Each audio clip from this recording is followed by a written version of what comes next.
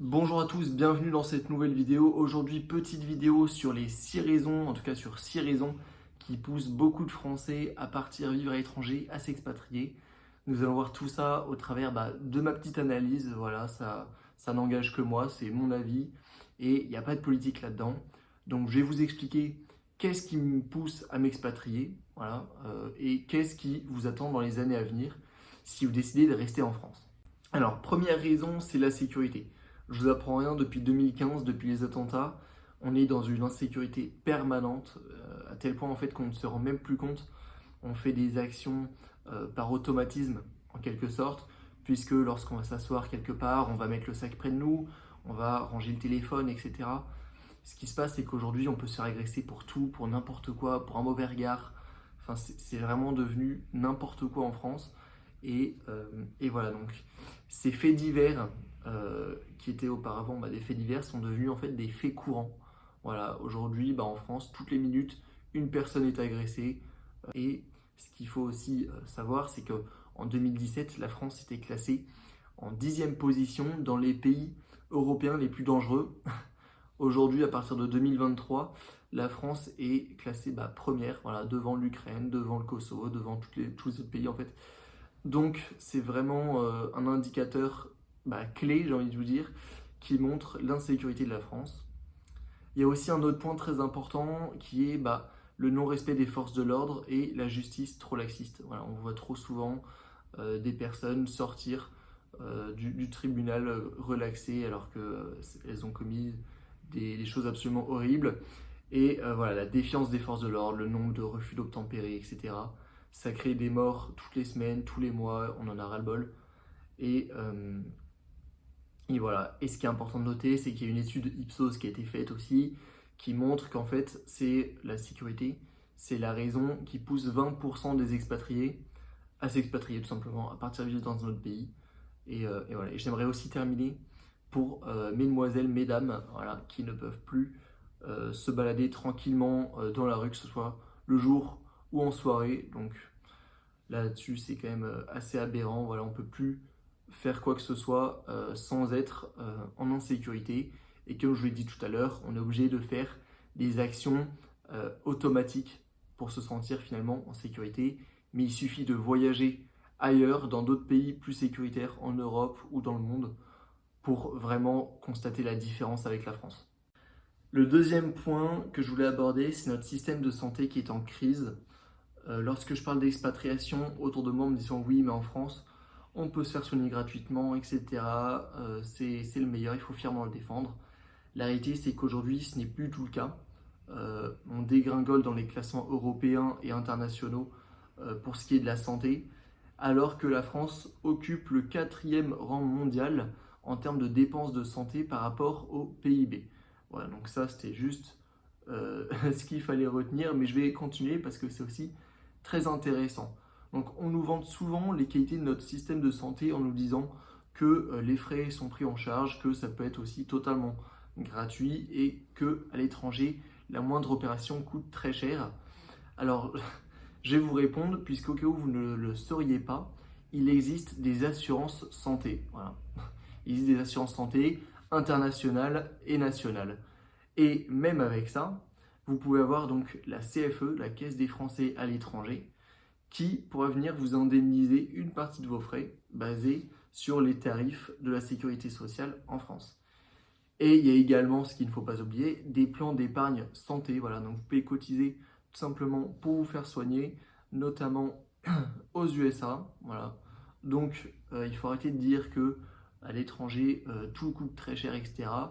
C'est pas forcément vrai. Si vous êtes bien préparé, etc. Honnêtement, non. Aussi, on nous dit souvent qu'en France, on a de très bons médecins, très bons hôpitaux, etc. La réalité, c'est qu'aujourd'hui, notre système de santé est complètement dépassé par la croissance des autres pays développés, et y compris des BRICS, donc des pays émergents tels que les Émirats, en termes d'infrastructures, de technologies de pointe et de professionnels qualifiés. Donc voilà, ça c'était les deux objections qui revenaient tout le temps lorsque je parlais de système de santé, de la santé à l'étranger, etc. Mais maintenant, je vais vous donner quelques chiffres, puisqu'en France, pour prendre un rendez-vous avec un professionnel, il faut en moyenne compter Pour un ophtalmologue, 190 jours. Pour un dermatologue, 93 jours. Et pour un cardiologue, patienter un petit peu, ça peut attendre, 77 jours. Voilà. Donc en ce qui concerne les urgences, là c'est l'Observatoire régional des urgences qui a mené une enquête en 2022 pour déterminer le temps d'attente moyen dans certaines régions. Et voici les résultats. En Hauts-de-France, le nombre d'hôpitaux, il y en a 55 et il y a eu 2 millions de passages. Temps d'attente, 4h23. Dans le Grand Est, nombre d'hôpitaux 54 et nombre de passages 1,5 million. Temps d'attente 4h26. Je ne sais pas si vous vous rendez compte de ce que ça signifie, mais aujourd'hui, il y a des gens qui meurent dans les couloirs de nos hôpitaux, justement à cause de ça, etc. Et ça date d'avant le Covid, parce qu'il y a des personnes qui vont me dire oui, mais ça c'est... Non, c'est avant le Covid, c'était déjà comme ça. Et voilà, avec le Covid, bien sûr, ça s'est amplifié. Donc voilà, il y a aussi d'autres problèmes dont fait face notre cher système de santé, c'est le manque de matériel. Donc pour 75% des professionnels, ils se plaignent de ne pas disposer d'équipements en quantité suffisante. Donc que ce soit des surblouses, des masques, des lunettes, des surchaussures, des charlottes, il n'y a pas de problème. En fait, quand je vois ça, je pense à un pays pas développé du tout, où les gens font ça à main nue. Voilà. Donc, il faut arrêter vraiment de dire que la France a le meilleur système de santé au monde. C'est plus du tout le cas. Aujourd'hui, il est complètement en crise. Et ce qu'il faut aussi savoir, c'est que notre personnel de santé est épuisé. Voilà. 53% des médecins se sentent menacés par un burn-out, que ce soit à cause de la pression des patients, des laboratoires, de l'administration, de la justice, de l'argent, etc. Et en conséquence, les relations avec les malades se dégradent, les banlieues et les campagnes se vident et les honoraires enflent. Voilà, donc ça, c'était un petit résumé de la situation vis-à-vis donc, de notre système de santé. Et c'est pour ça que 80% des Français se disent préoccupés pour l'avenir de ce système de santé. Ils ne sont de plus en plus nombreux à penser que les services publics, notamment la santé, ne sont plus à la hauteur des prélèvements obligatoires. Voilà, donc ça, c'était la petite aparté sur notre système de santé qui est a priori le meilleur au monde. Je vous laisse vous faire votre avis, mais pour moi, il est très loin derrière d'autres pays qui sont émergents. Le troisième point dont je voulais vous parler, c'est notre système éducatif qui est lui aussi en crise, puisqu'on assiste à un véritable affaissement du niveau des élèves, que ce soit en culture générale, en français, en maths, en sciences, etc. Et qu'avec l'arrivée de l'IA, ce n'est pas prêt de s'améliorer. On peut le constater d'ailleurs dans les classements PISA, puisque entre 2018 et 2022, la France a perdu 21 points juste pour les mathématiques, ce qui fait qu'on se retrouve tout en bas du classement et voilà.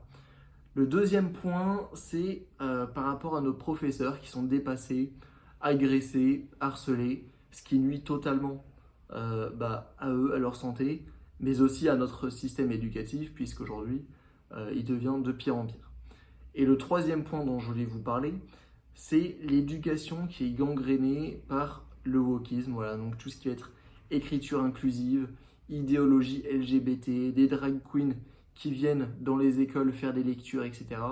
Ça, je trouve ça inadmissible et pour moi, ça n'a rien à faire dans les écoles. Le quatrième point dont on parle pas beaucoup, c'est la dette de l'État. Aujourd'hui, elle se situe à 3000 milliards d'euros, ce qui est énorme. Et en fait, qu'est-ce que ça a comme impact? Tout simplement, c'est que la France va emprunter à d'autres pays. Et puisque les autres pays vont voir qu'en France, la situation n'est pas très bonne, etc., ils vont appliquer des taux d'intérêt élevés. Et donc, qu'est-ce qui se passe? C'est que ces taux vont être reportés directement auprès de nos banques. Et nos banques, elles vont imputer ce taux auprès de qui? De nous.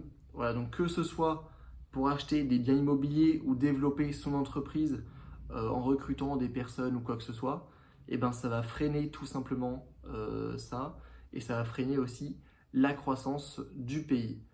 Aujourd'hui, le chômage est quand même quelque chose d'important, puisque au premier trimestre de 2024, nous sommes à 7,5% de chômage, ce qui est énorme, ce qui est le double des États-Unis.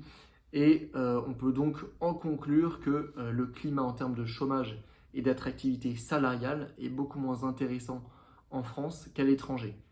Et donc cette situation n'amène vers qu'une seule situation, c'est que cette situation va s'empirer, que ce soit pour les personnes qui vont dans le secteur de l'immobilier ou les personnes qui souhaitent créer des entreprises.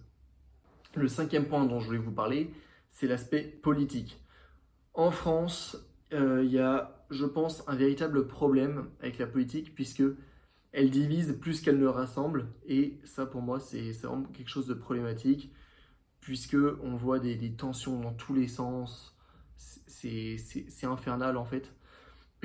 Et en fait ce qui se passe c'est qu'on vote pour des gens qui ne sont pas obligés d'appliquer leur programme, ils font un petit peu ce qu'ils veulent, donc on est obligé de leur faire confiance et de croire à leurs promesses. Alors quand ils ne les appliquent pas leur programme, qu'est-ce qui se passe? Bah rien. Et ce qui se passe aussi, c'est que de nombreux Français vont descendre dans les rues, faire des manifestations, on l'a vu pour les gilets jaunes, pour la réforme des retraites, pour les agriculteurs, etc. Et à la fois, la France n'obtient aucun compromis. À la place de ça, le gouvernement met en place des 49.3 à tire-larigot. Il y en a eu, il me semble, 12 avec Elisabeth Borne. Donc voilà, le peuple n'a pas son mot à dire. Et puis voilà, tout se passe bien quoi. Voilà, donc le 6e point dont je voulais vous parler, c'est l'imposition. Comme vous le savez, en France, on est surimposé. C'est devenu insupportable. Même quand on est mort, on doit de l'argent à l'État. Et c'est la raison principale qui pousse tant de personnes à s'expatrier. Voilà, donc 46,1% du PIB, c'est ce que représente le taux des prélèvements obligatoires, tout simplement. Et il y a encore des augmentations, bien sûr, pour financer la sécurité sociale. Il y a une augmentation des cotisations. Pour les micro-entreprises, tout va bien. Et donc, je ne vais pas m'attarder plus sur le sujet. Il y a tellement d'impôts et de taxes qu'on en fera des vidéos à part. Mais voilà, c'est vraiment quelque chose d'assez grave. Et l'État devrait, je pense, se remettre en question. Car pour relancer l'économie, je ne pense pas que ce soit une bonne idée d'augmenter ses cotisations. Mais après, chacun fait ses choix comme il le souhaite et comme on n'a pas notre mot à dire de toute façon. Donc, Alors voilà pour cette petite vidéo, c'est terminé pour aujourd'hui. Si vous avez un avis, des questions, mettez-le en commentaire, j'y répondrai. Et pour les personnes qui souhaitent s'expatrier ou qui souhaitent savoir si l'expatriation c'est fait pour vous, rendez-vous sur www.zenexpatriation.fr, je vous mets le lien en description pour voir justement si l'expatriation c'est fait pour vous et si vous pouvez faire comme 2,5 millions de Français, partir vivre à l'étranger. Ce qu'on propose, c'est une expatriation vers les États-Unis ou Dubaï. Donc, je vous propose de regarder ça directement sur notre site internet.